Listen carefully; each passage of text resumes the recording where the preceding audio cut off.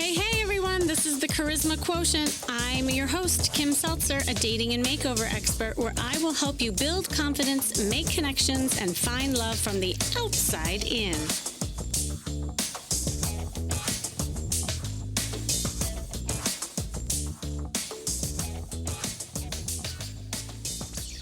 I find it really funny that the name of my podcast is the Charisma Quotient, yet I have never dedicated a single episode in really talking about charisma and why it's the crust of my practice, the main formula of what I teach to create attraction and finding love. So here's the thing. A lot of people will say, oh, you either got it or you don't when it's, talking about charisma. But when it comes to charisma, you don't have to have it. You can learn it. In fact, research says that people are not born with charisma. I find that fascinating. And people actually acquire it through knowledge and practice. And that's why I love it, because that provides hope to people, knowing that you can learn it and I can teach it. And really at any age, I've seen this, from age 18 all the way up to 85. And the way I've defined charisma, it's really a magnetism that draws others to you. And when you do, you become more influential, persuasive, inspiring, and yes, more attractive. So you radiate energy, and that charisma will definitely give you more confidence overall. And that's the number one thing that people look for when it comes to attraction is that confidence. So for me, charisma and confidence goes hand in hand. And I explain it, when I coach people, I teach that there's 3 secret ingredients that go into charisma. The first being style intelligence. This includes your clothes, your body language, your presentation, your sex appeal, all the things on the outside. And I like to start from the outside in, so it's the first thing I work on. Then I go inward, and the second ingredient is emotional intelligence. This is how you express yourself and you manage your feelings, how you set boundaries, how you show up in a vulnerable way and be authentic. Really, really important. And finally, the third ingredient is social intelligence. This is interpersonal relationships, how you communicate, your storytelling techniques, and of course, flirting. So my clients know this, and when they work on these 3 areas, something really magical happens.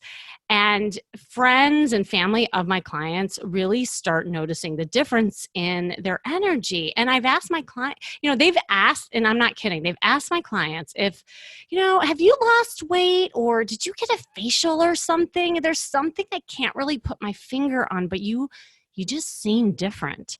And when that happens, I always put a big smile on my face when I hear that on the other line. And I say, I know exactly what it is. It's called the charisma glow. And when my clients get to that point, I know they are on their way. In the end, it's really their sense of self-worth that comes from within. Irresistible and charismatic people aren't constantly searching for that validation. It's because they're confident enough to find it in themselves. And there's certain habits they pursue every single day, and that's what I teach to maintain this healthy perspective. I recently was working with this client, and she described the phenomenon perfectly. Before we were working together, she was in a total love rut. I know this is going to sound familiar. She felt a complete dating fatigue. She didn't feel attractive and was convinced that there were no good men out there to date. But the truth was, she didn't feel good about herself, and she walked around in these black clothes with blinders on. She didn't see men in the grocery store because guess what? She wasn't looking for them. She attracted unhealthy relationships because guess what? She didn't express her needs.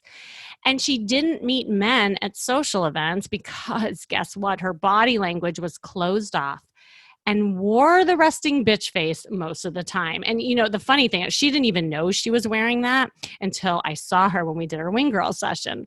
So through our work together, I taught her these fundamental skills that I'm talking about needed to create the charisma, her style, her body language, how she expressed her feelings, finding her voice, and flirting. And in the end, She was dating up a storm. She was attracting men everywhere she went. And it was almost like a magic potion for her.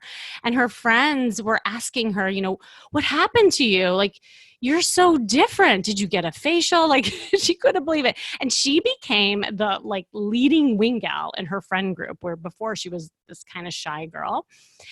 And that was the magic when she got this charisma glow that I'm talking about, and she learned it from the charisma quotient. So to talk more about this, I really think this is going to be a great episode. I want to bring another expert on today who has a more scientific approach, I'll say, of charisma, so that we can break down the fundamentals and inspire you to create this for yourself. She is a speaker, storyteller, and body language expert, and she helps speakers and experts increase their influence and impact through the art of hypnotic body language and the neuroscience of storytelling. She is on a mission to help experts share their signature story and express their life purpose with passion, presence, and power. As a former modeling and acting coach for over 15 years, she imparts experts with proven charisma skills, storytelling techniques, and uncovers hidden talents, tapping into their signature star power on stage. She is my kind of girl.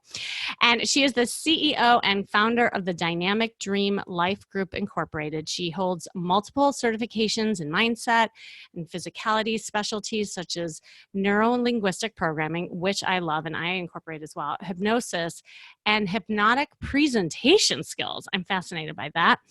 And other long words that sound really cool. Welcome, Holly Mignosi. Are you there?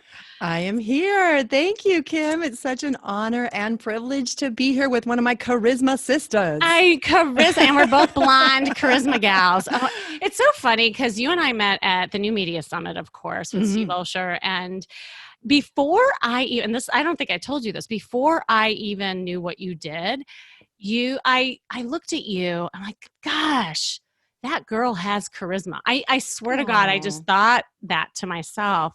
And I am going to be so bold to say that you might be like the one and only person that I've met that maybe was born with charisma. No. Oh my gosh. No, you haven't always had it.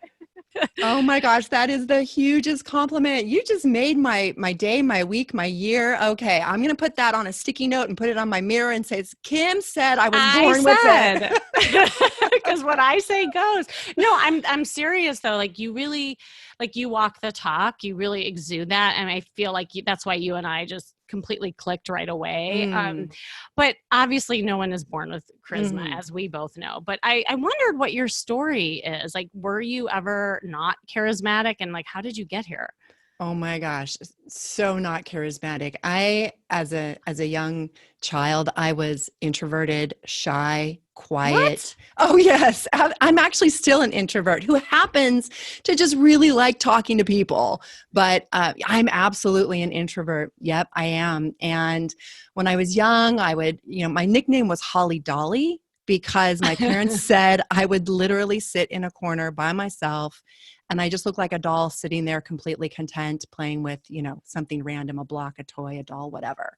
But very introverted, yes. And it's such a compliment to hear you say that. But really, I think for the benefit of everybody else, it's really important to let you know that it is something that I practiced, that I worked on, and that I call it the it factor, that working in the modeling and acting industry, it's something that I would teach. It's something that is learnable. And even if you have a certain amount of it already, it's like a dial. You can turn it up and you can turn it down if you know what it is that people are attracted to. And so I'd love to kind of break that down for everyone today, when it's appropriate. Yes. Yeah. But as far as my story goes, I was a mess really in the modeling and acting industry. You have to look her up because she is drop dead gorgeous. And, and this is the thing, Holly, this is really good for everyone to hear, because I think we all are our own worst enemies every single time, right? We're harder on ourselves than others are of us. And, hearing you talk, I think it'll give people also confidence of how you overcame that. Because to hear you were a hot mess is really almost shocking. Yeah, absolutely. I was a hot mess for a long time and really hit it for a good 10 to 15 years. And when Mm. I'm saying that, what I mean is I started in the modeling and acting industry in my teens. And by the time I was 21, I was feeling really great. I was confident. I was modeling and acting. I was emceeing fashion shows. I was in the fashion shows. I was doing TV commercials. And then at night, I was helping aspiring models and actors. I love teaching. I love boosting people up. I love inspiring women of all ages to be their best self. And so I was really living my dream life, making great money until my boss told me publicly in front of my peers that I was fat and that I needed to lose weight or I was fired. And let me tell you, I'm 5'8" and I was a size 4. Oh gosh. Mm-hmm. So at that moment, I felt publicly humiliated. And body shaming was not something that was a thing back then. I just thought I'm the bad apple of the bunch. All of my other modeling and acting peers and coworkers are perfect, and I'm not. And I decided in that moment, like many of us, when we go through a painful period, we decide, I will never let that happen to me again. And so I did anything I could to drop weight. Now, there wasn't a whole lot more to drop. I mean, God kind of just made me kind of curvy. That's just how I came out. But I tried everything: pills, powders, shakes, anything on the market I could get my hands on that said you will lose weight, and nothing worked because I was already ideal as I was. And so I just kept searching. And it wasn't until somebody gave me a little bag of white powder, and it was cocaine. And she Oh said, try wow. this. And I did it. And within 2 weeks, I needed 4 inches off my hips, by the way. That's what I needed to fit into the industry standard. And the inches came off. And before I knew it, I was getting compliments as I walked down the hall. I was, working my new sleek physique, and my boss was giving me accolades. I got a raise. I got promoted. And on the outside, everything looked like I had it all together. But on the inside, I had headaches, heart palpitations, sleepless nights. I mean, I knew I was a fraud. I knew if I quit, the weight would come back. And yet, it was really hard to look at myself in the mirror, even though physically I might have liked what I saw. Emotionally, I knew I was not being the best me. And so let me just say this really quick. My boss was not the villain, and neither was the industry. I know for sure that it was myself, my own need to be perfect and sacrificing self-love for the approval of others. That was the villain in my story. Wow. It's really powerful. And I think, everyone has a story Yeah. that, I always say that adversity that you went through, obviously, in some essence was a gift, in disguise. And it wasn't until, you got through it. And now here you are teaching, charisma and that it factor, as you call it, when for the longest time didn't feel like the it, No. factor. And so Absolutely. so I mean, that was an interesting journey, but how did then charisma play into all of this, and how did you overcome some of this like internal struggle? Well, I used off and on for 10 years. I would quit and pick it back up and quit and pick it back up. And, in the industry, it's really fake it till you make it. And so it's just kind of in the air, so to speak. You learn how to turn on confidence. You learn how to pull up your posture. It's just all around you. And the industry is it's very harsh, I guess you could say. People are a lot of criticism. You'll hear lots of things when you go to an audition. You're too tall, you're too skinny, you're too fat, you're too blonde, you're too dark, you're too whatever. And so you get emotionally a little hurt, and you suck it up, and you just keep turning it on.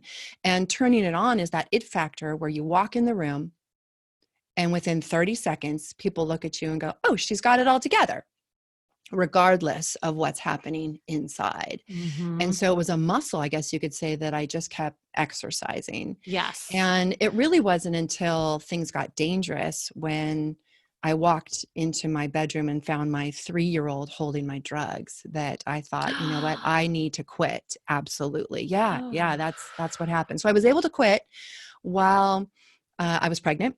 and when she was very little. But after a few years, there was some problems in the marriage, and that old frenemy, I call it, kind of came back. And I picked it back up again. And one day I walked into my bedroom, and there she was sitting on the floor in her little pink tutu, holding my drugs in her hands. And I rushed to her. I saw that, okay, I got there in time. She didn't ingest anything. And I removed the drugs from her hands. And then I knew in that exact moment, I need to change my life. I needed to do three things. I needed to quit drugs, quit my marriage, and I needed to quit the industry and find some other form of work, because once I quit, I knew I'd gain weight. And so I started exercising again, and I hired a personal trainer. And for the first time, that trainer gave me compliments for being strong, not skinny. I mean, you talk about working from the outside in, Right. it all goes hand in hand. It really does. And within 4 months of working together, we actually opened a fitness studio together. Within 4 months. Yeah, I quit all of that, and we opened Beyond Fitness Personal Training. And I went into health and fitness and really started working with women from the outside in and the inside out.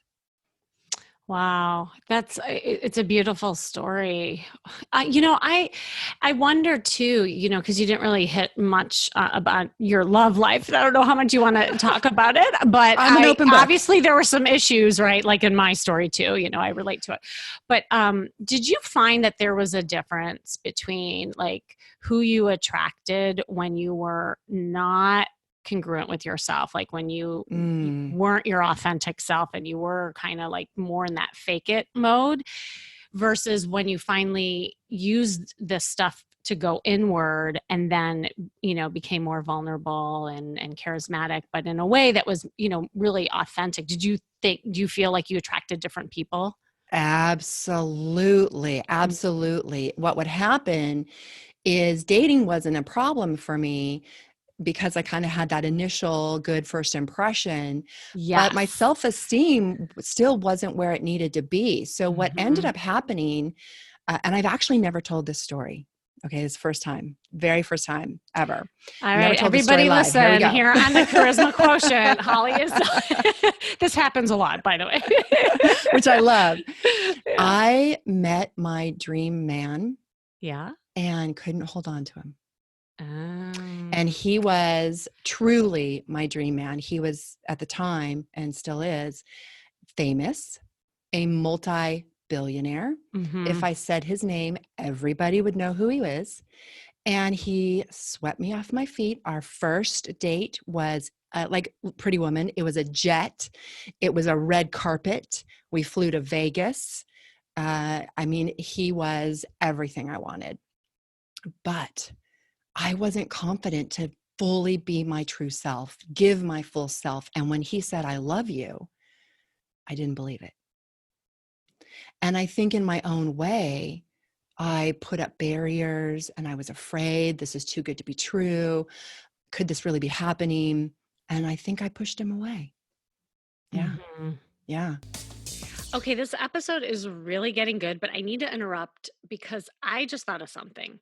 I want you to know there's plenty more where this came from in the show notes, but I have linked my free 5-day challenge. It's called the Flirt Accelerator to the show notes. And this is normally a longer challenge, so I wanted to clarify.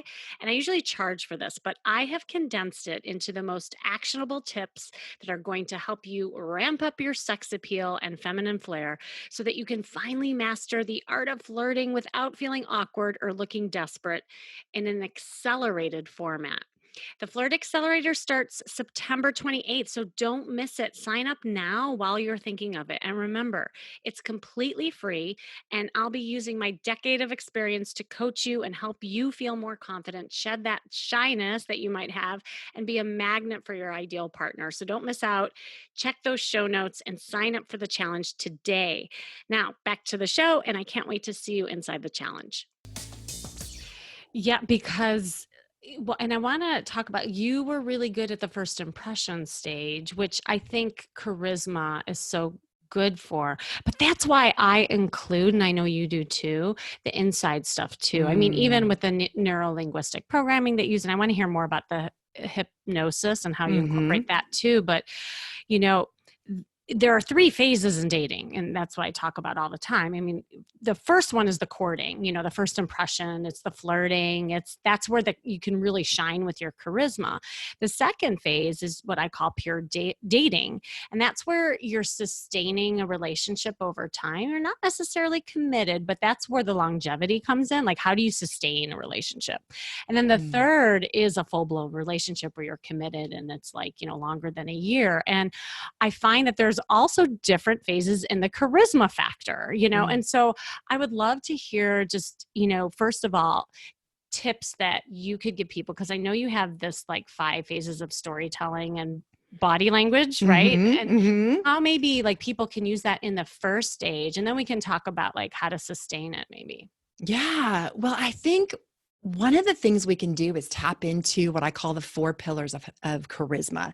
And I love you have your 3 pillars too, which is so fascinating. I love that. And this might be like a deep dive, kind of more maybe into the emotional EQ, part, which is your second phase. So I outline the 4 pillars of charisma as the qualities that are most attractive to the general public. What do we think is on the top of our list? And these are essences that we can cultivate, that we can exercise, that we can practice, that we can use when interacting with anybody. And I highly recommend to practice these actually when there's a little bit less at risk. So let's say, for example, in the grocery store with the checkout person or someone, that you're just meeting. So these are the 4 pillars of charisma. The first is curiosity. Curiosity is one of the things that makes us attractive because it allows us to ask questions to somebody else, be interested in somebody else, allow us to go, I wonder about this, I wonder about that, and it allows us to be open. The second, which I know you talk about a lot, is playfulness. Being playful is so important, and it doesn't necessarily mean that we have to be funny. But if we tap into that childlike quality, the flexibility, we're not so rigid, like, ooh, what if I played with like this? And what if I played like this? And, and just kind of explore more of like an adventure. And the third is resilience, being resilient so you can get knocked down and you can step back up and you can take charge of your emotions, not necessarily other people, but just yourself. You're resilient. And then the fourth is being victorious. And being victorious means that you feel like you've won even before you started the race. Ooh, I like that. Yeah. I like that. Yeah. Yeah. And these 4 things are really important because when we start going into storytelling, all of these 4 things get weaved through our story. Like when I was just sharing my story, you probably heard resilience and you probably heard being victorious. I was able to quit. I was able to change my life. So those elements are already there. And then we kind of interlace curiosity and playfulness. It's a recipe for success. And we're wired to listen to stories. We've been teaching and sharing stories for over 150 years, 150,000 years as human beings. So we love a good story. It's really great. And I love how you break that down. And it's so simpatico with like, that Everything. makes I know, I love this.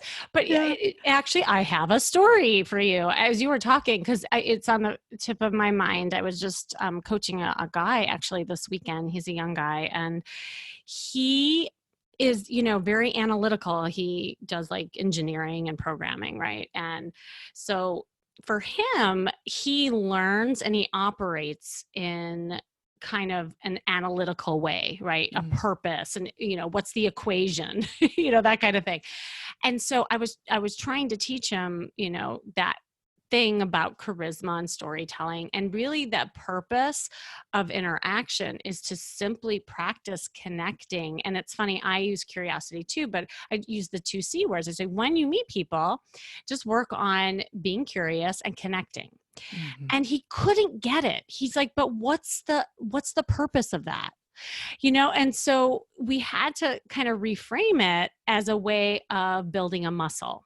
The purpose of doing a crunch or, maybe doing a bicep curl, you're not going to get that like great abs or that stellar bicep by doing one exercise, but if you do a succession of exercises over time, you're going to get really good at it. And that he could hear.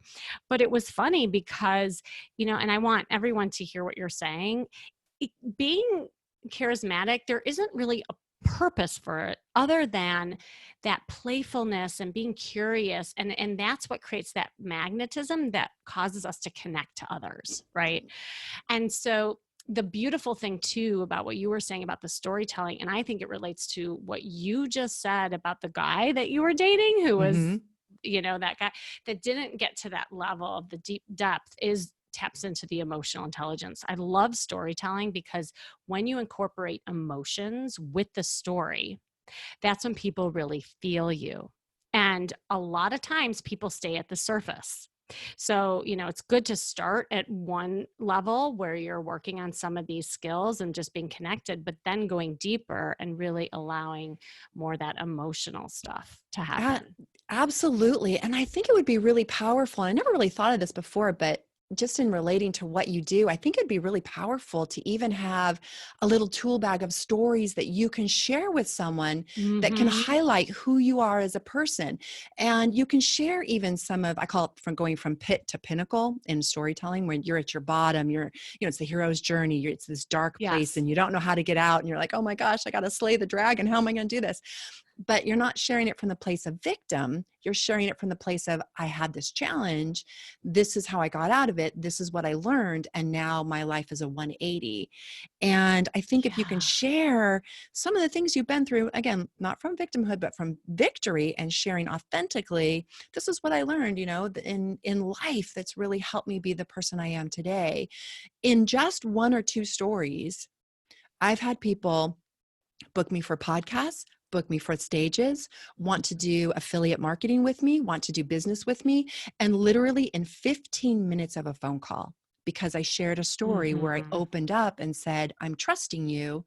This is who I am. This is what I'm about. This is my mission in life. Let's see if we've got some overlap where we can support each other. And if you can do that, I think in dating, how powerful would that be? I remember my husband, oh my gosh, we were so attracted to each other. It was ridiculous, which, by the way, I married the trainer. Oh, I was going to ask you that. I didn't want to pry, but I think please pry. Please do. Yes, it wasn't long before our passion for health and fitness and our passion for helping others turned into a great passion for each other. He was tall, dark, handsome, very muscular, and it made it really hard for me to miss one of our training sessions. So, needless to say, I was a really good client. But in the beginning, when we were dating, he kept everything really surface, and it wasn't until I said, and he's super funny. He's attractive, funny, charismatic, loving, giving, all that. But I thought, I don't really know anything deeper about you. And it wasn't until I kind of boldly asked, like, have you been through anything challenging in your life? And this is even before I really knew about storytelling. And he said, well, I could tell you a little bit about my childhood. And I was like, oh, what's that like? And he said, well, my mom and dad were drug addicts, and I only knew them until I was 4 years old. And then I was put into foster care. And I'm like, oh. And he said, yeah. And, eventually my aunt adopted me. And I haven't seen my dad since I was 4. And I was like, wow. And so he kind of told me all that he'd been through and how his aunt adopted him. And then eventually he got reunited with his real mom. And so he has 2 moms, his mom and his aunt, and how he turned his life around. It wasn't until he really told me that story that he really opened up his heart to me, and I could really fully see him for all of who he was. That's such a beautiful example of what vulnerability is, because a lot of times, I'll talk to clients and like, well, I don't want to say too much, or, TMI, they think that it's just pouring everything out, too much, too soon, too fast. And I mean, the place where you guys were at, you were at the point where you could share something deeper like that. But even through storytelling on first dates, you can share a glimpse. And like you said, coming from a place of victory, not victim, Yes. where it's like a heroic story, a story of passion that Yes. really like makes people feel you more. And that Yes. is what's so, so important.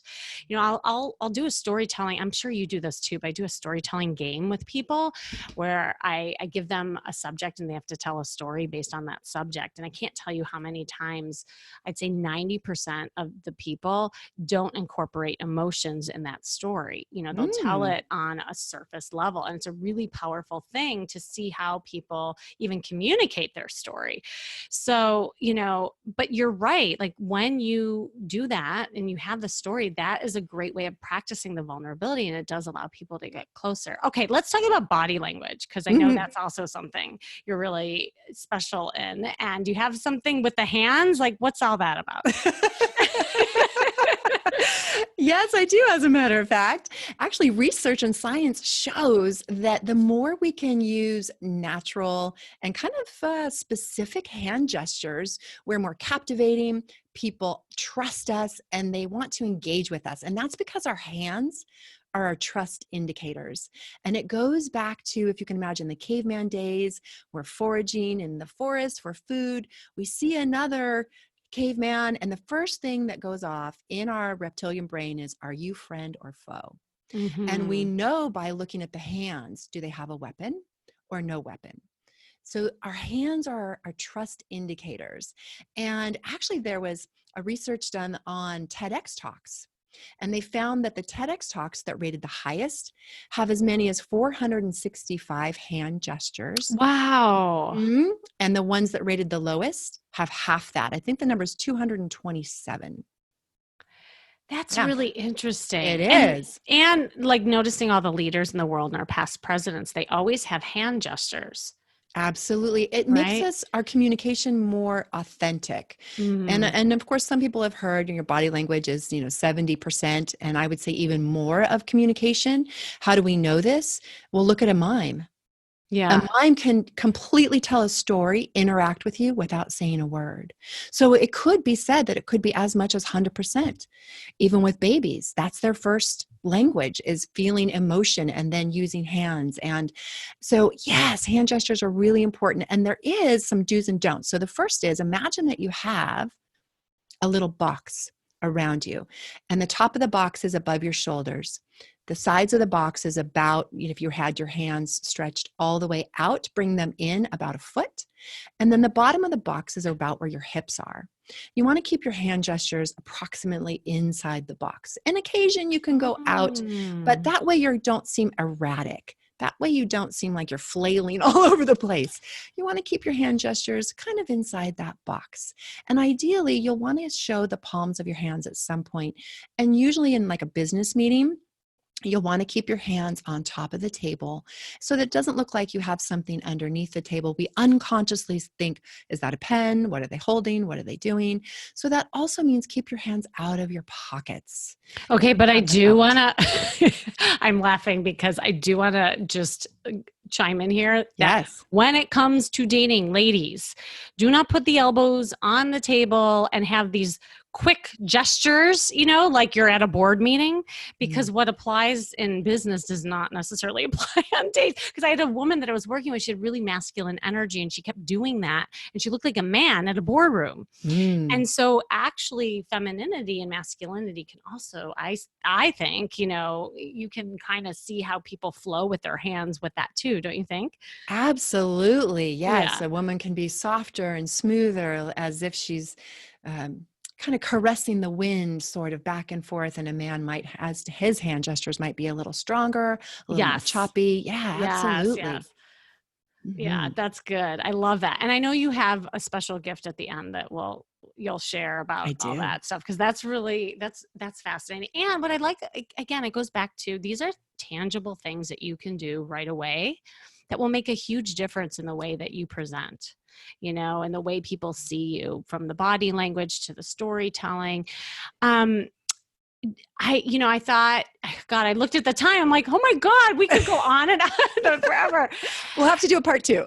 Well, part 2, yes, for sure. But I would love to hear, just maybe you want to touch upon the hypnotic part of things, and then maybe just some parting words of wisdom and wrap up there. Absolutely. So hypnotic presentation, let's say for women, right? Because this is an audience that we're speaking to. Yeah. For women, a lot of your hypnotic physical presentation comes down to how you move as a woman. So what is hypnotic? Hypnotic means, in my definition, that someone can't take their eyes off you, right? They are entranced. And trance is an actual state that occurs in the brain that really just means a narrowing of focus. Everything else is blocked out. So when you think hypnotic, just think of it like that. Everything else is blocked out, and you just have their complete attention. So what are the things that makes a woman very attractive to another person is when she's in a state of bliss and she's in a state of joy and happiness. Actually, this is true almost for anyone, even a child. True. They can hold our attention when they're so in joy. So how do you move? How do you move your hips? How do you move your body? How is your chest, your arms, your shoulders when you are in joy, when you are in happiness, when you are playful? And then tapping into the 4 pillars of charisma, when you're feeling curious, when you're feeling resilient and victorious. And I know you tap into this a lot. Shoulders are back, arms are open. There's a little sachet in the hips that are kind of moving, with a little swag side to side. The hips don't lie. That's right. That's right. It's hypnotic. Shakira knows this. Yes. That's right. So the first tip is turn yourself on. Turn on from the inside. And remember a time when you felt really good. Remember a time when you felt whatever the elements are that you want to project: sexy, confident, playful, resilient, attractive. And here's one of my big tips. You can create an identity by design. You can choose to step into someone that you want to be more like. So you can also think of it as an alter ego. Marilyn Monroe did this. We know this. She actually was on the team. She created a Marilyn Monroe essence and turned it on and off. And so many actors, so this is kind of pulling from my modeling and acting background, who I was on stage is not who I am in real life, not at all. It's a character that I create, that her shoulders are back, her chin is held high, she sachets through, she does a little pivot, a little half turn, winks at the audience and keeps on going. So you can practice these things by stepping into someone that I really idealize. And I practiced that actually in one of the workshops that I was in. And I practiced coming into the room as myself, but I didn't tell anybody who I was. Then I practiced coming in as Marilyn Monroe, but didn't tell anybody who I was. Then I practiced coming in as Beyonce. And actually it was a little combination of Beyonce, Marilyn, and Mother Teresa. Oh, that's an interesting combo. I like it. And I didn't tell anybody who I was. And I felt that the Beyonce, Marilyn, Mother Teresa was a bit over the top. It didn't feel comfortable to me. And so when I got the feedback from everyone, the one they liked the most was Marilyn Monroe, Beyonce, Mother Teresa. And the thing that's so important to remember about this is it didn't feel like me because I wasn't used to doing it. It didn't feel familiar. But the combination was something that really had a high vibrance, high energy, a high connectivity, and it was from the heart, from the soul, and very entertaining, I guess. That's what the feedback I got from everybody else. I love it. I love it. And it's like, I always say everybody has their own techniques, and you have to channel like the inner goddess, or the inner celebrity, whoever you find sexy, and become it, but make it your own. Because, to your point, you'll be awkward if you feel awkward. And the more you practice it and the more you kind of come into it, the more you will become it. And I see this over and over again. So that's awesome. I think everybody needs to practice this after they listen to this. Like, that's a homework assignment I'm giving everybody. I love it. And you can practice it in the grocery store. Like, you can practice it everywhere. You don't have to wait for a date. Like, do it all the time. Do it in the grocery store. Do it, when you're shopping or just, pumping gas. I mean, it doesn't matter anytime. Totally. Yeah. Act as if, and you will become. I love it. Well, I want you to let everybody know where to find you. And I know you have that cool guide. So let everybody know. Thank you so much, Kim. If you would like to connect with me, I would love to connect with you, hear your story, and to help you shine on stage and step into your signature star power. You can do that by connecting with me in my Facebook group, which is Shine on Stage on Facebook, Shine on Stage.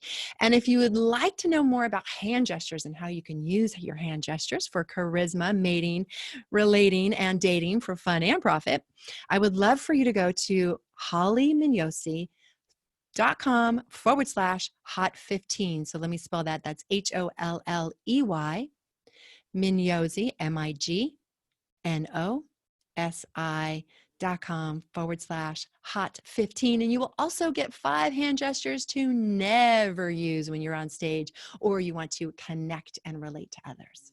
I love it. Holly, thank you so much. This was super fun. And I know you're so busy, so I really appreciate you coming on. It was absolutely so much fun. And can I just tell you that when I was making my list for the year Yeah. of the top podcasts that I wanted to be on, not only were you my top 10, but you were my number 1. Oh, Yeah.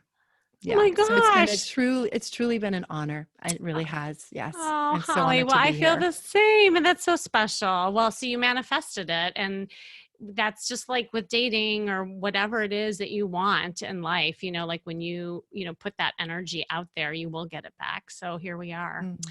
And thanks for joining me today. This has been the Charisma Quotient. I'm your host, of course, Kimmy Seltzer. And remember, you can build confidence, make connections, and find love from the outside in. And make sure you go to my site, kimmyseltzer.com.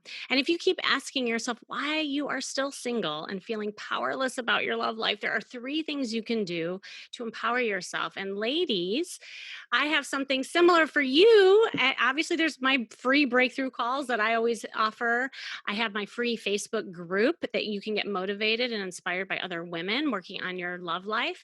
And of course, I have that exclusive podcast audio course, This May Be Why You Suck at Dating, where I help you learn to get out of your head and into his bed. And this course can be listened to just like this podcast. So it's super easy. You can access it right here. So if you ever thought, I wish I knew what I was doing wrong after failed dating experiences, check it out. And hop on the phone with me. We'll map out a love plan so you can give a great first date. Remember, it all starts with you, and working on yourself is working on your love life. See you soon.